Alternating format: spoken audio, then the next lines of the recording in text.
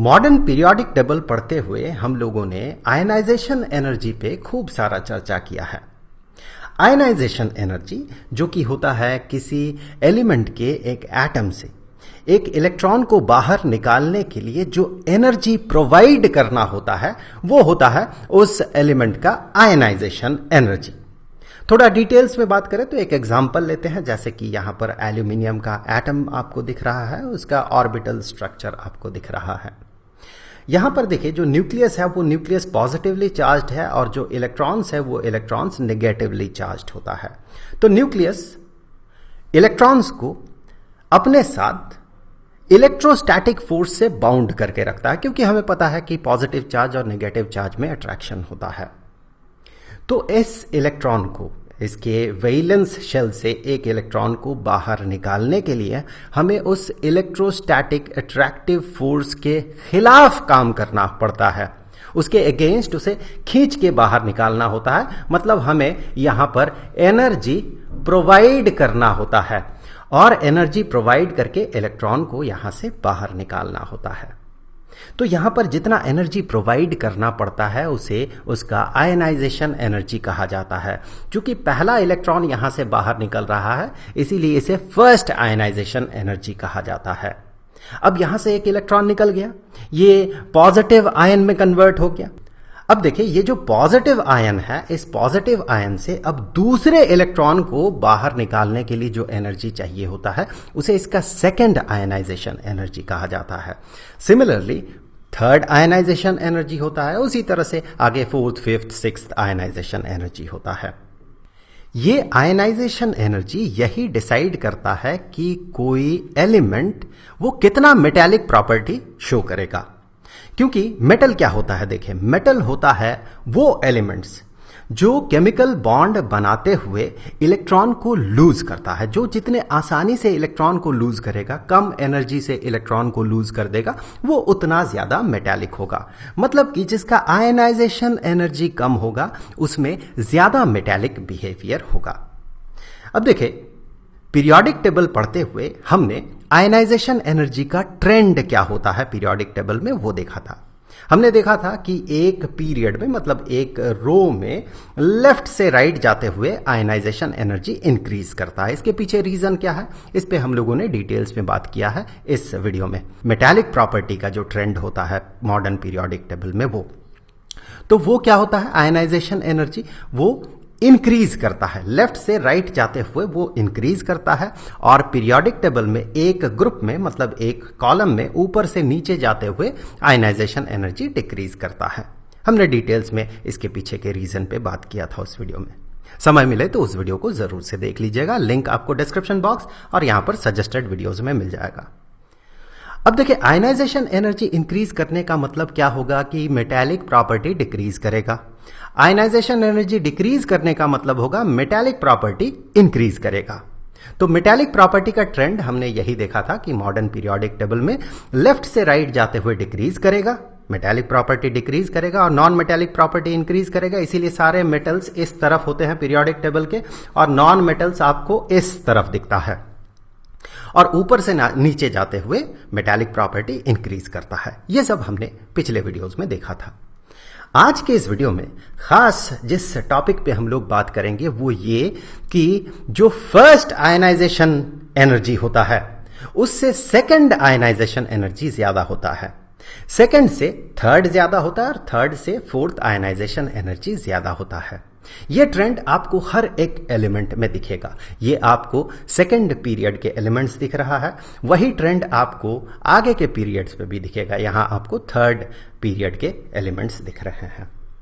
तो जैसे कि हमने एग्जांपल कंसीडर किया था एल्यूमिनियम का, यहां पर भी आप देखिए फर्स्ट से सेकंड का आयनाइजेशन एनर्जी ज्यादा है, फिर उससे थर्ड ज्यादा, थर्ड से फोर्थ ज्यादा और फोर्थ से फिफ्थ आयनाइजेशन एनर्जी ज्यादा है। चलिए ऐसा क्यों है यही हम लोग आज के इस वीडियो में देखने वाले हैं। तो एग्जांपल हमने एल्यूमिनियम का लिया था। यहां पर देखिए ये एल्यूमिनियम का ऑर्बिटल स्ट्रक्चर आपको दिख रहा है। अब देखिए यहां पर क्या होता है कि ये जो न्यूक्लियस है जो कि पॉजिटिवली चार्ज है वो इलेक्ट्रॉन्स को अट्रैक्ट करके रखता है। मतलब अंदर की तरफ जो वैलेंस इलेक्ट्रॉन्स है उन वैलेंस इलेक्ट्रॉन्स पे अंदर की तरफ एक इलेक्ट्रोस्टैटिक फोर्स काम करता है इस न्यूक्लियस के पॉजिटिव चार्ज के कारण। ये तो एक फैक्टर यहां पर काम कर रहा है। दूसरा फैक्टर ये होता है कि ये जो इलेक्ट्रॉन्स है, आप सिर्फ वैलेंस शेल को देखें, ये जो इलेक्ट्रॉन्स है, इन इलेक्ट्रॉन्स में एक दूसरे को रेपेल करने का प्रॉपर्टी होता है, क्योंकि ये सारे निगेटिवली चार्ज्ड पार्टिकल्स हैं और हमें पता है सिमिलर चार्जेस एक दूसरे को रेपेल करता है, नेगेटिव चार्ज को रेपेल करता है। तो ये एक दूसरे को धकेल के थोड़ा सा दूर रखने का कोशिश करता है। दो फैक्टर काम कर रहा है, एक तो इलेक्ट्रॉन्स एक दूसरे को रेपेल करके दूर रखने का कोशिश करता है, और दूसरा फैक्टर है न्यूक्लियस जो पॉजिटिवली चार्ज है उन इलेक्ट्रॉन्स को अंदर की तरफ खींचे रखता है। अब यहां से जब एक इलेक्ट्रॉन बाहर निकल जाता है तो होता यह है कि चूंकि वैलेंस शेल में नंबर ऑफ इलेक्ट्रॉन्स घट जाता है, तो वो जो रेपल्शन वाला प्रॉपर्टी है, वो जो फैक्टर है वो घट जाता है। उसके घटने के कारण ये शेल थोड़ा सा छोटा हो जाता है, थोड़ा सा छोटा हो जाता है। तो ये शेल अभी छोटा हो गया, थोड़ा सा छोटा हो गया, ये पहला फैक्टर है। और दूसरा फैक्टर ये है कि ये ओवरऑल जो एटम था वो अभी पॉजिटिव आयन में कन्वर्ट हो गया। तो दो फैक्टर्स याद रखें, ये जो है ये अब एटम नहीं बल्कि पॉजिटिव आयन में कन्वर्ट हो गया है और ये शेल थोड़ा सा छोटा हो गया है। अब की बार नेक्स्ट इलेक्ट्रॉन को जो बाहर निकाला जाएगा, अब न्यूक्लियस के ये रिलेटिवली ज्यादा करीब होगा क्योंकि शेल छोटा हो गया। मतलब इसे खींच के निकालने में हमें थोड़ा ज्यादा एनर्जी प्रोवाइड करना होगा क्योंकि ये अभी ज्यादा करीब है न्यूक्लियस के, मतलब ये ज्यादा बाउंड है न्यूक्लियस से। दूसरा फैक्टर यह है, चूंकि ये ओवरऑल पॉजिटिव आयन में कन्वर्ट हो गया है और हमें पता है ये positive charge, overall positive charge इस इलेक्ट्रॉन को जिसे हम बाहर निकाल रहे हैं, इस इलेक्ट्रॉन को पुल करेगा। पॉजिटिव चार्ज नेगेटिव चार्ज को अट्रैक्ट करता है, तो पुल चूंकि ये अंदर की तरफ करेगा इसीलिए हमें ज्यादा एनर्जी इसमें प्रोवाइड करना होगा। तो दो फैक्टर्स, एक तो चूंकि अब शेल छोटा हो गया तो इलेक्ट्रॉन करीब है न्यूक्लियस के, तो बाहर निकालने के लिए ज्यादा एनर्जी चाहिए होगा। और दूसरा फैक्टर ये है, चूंकि ये पॉजिटिव आयन है तो उस पॉजिटिव आयन से इलेक्ट्रॉन को बाहर निकालने के लिए अब हमें ज्यादा एनर्जी प्रोवाइड करना होगा। इसीलिए second ionization energy first ionization energy से ज्यादा होता है। अब शेल और छोटा हो गया क्योंकि एक और इलेक्ट्रॉन यहां से बाहर निकल गया। सो इसीलिए जो थर्ड आयनाइजेशन एनर्जी होगा, ये थर्ड आयनाइजेशन एनर्जी सेकंड से भी ज्यादा होगा। अब इस एल्यूमिनियम के केस में देखिए, 3 इलेक्ट्रॉन्स बाहर निकलने से क्या हो गया कि इसका जो वैलेंस शेल था, जो कि थर्ड शेल था, वो शेल गायब हो गया, उसके सारे इलेक्ट्रॉन्स बाहर निकल चुके हैं।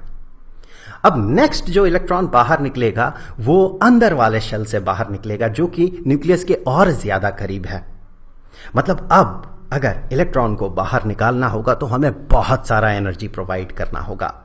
इसीलिए यहां पर देखिए, थर्ड से फोर्थ आयनाइजेशन एनर्जी जाते हुए एक बहुत बड़ा जंप है। 2700 से लेके 11000 एक ह्यूज जंप है।